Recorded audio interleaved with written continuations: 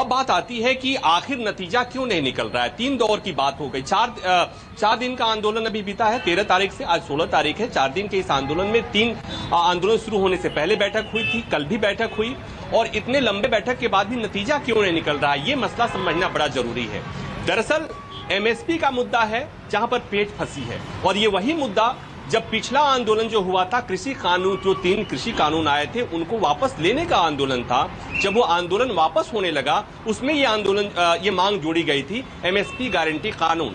और जब ये आंदोलन खत्म हुआ तो इसी मांग के साथ खत्म हुआ था, और सरकार से एक सहमति बनी थी, जो समझौता हुआ था उसमें यह हुआ था कि सरकार इस दिशा में काम करेगी। 2 साल बीत गए, सरकार इस दिशा में कितना काम की है जमीन पर नहीं दिखता है। किसानों में इस बात को लेकर असंतोष है। दूसरी बात ये कि किसान जब हजारों की तादाद में आंदोलन करने के लिए आंदोलित हुए तो सरकार एक बार फिर आई और बातचीत के लिए निमंत्रण दी।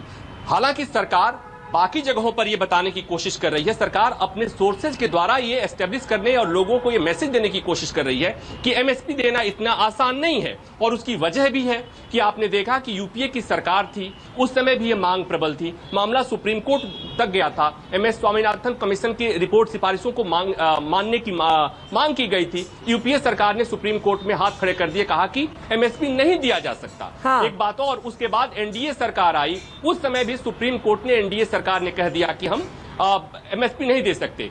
अब कांग्रेस कह रही है कि सरकार आएगी तो एमएसपी देगी। बिहार में तेजस्वी यादव कह रहे हैं कि वो किसानों को एमएसपी क्यों नहीं दियाना चाहिए। मैं बिहार से आता हूं, बिहार में किसानों की क्या हालत है, अगर डेटा के साथ देखा जाए, आंकड़े के साथ देखा जाए, तो देश में किसानों की जो सबसे बुरे हालात हैं, वो बिहार में है।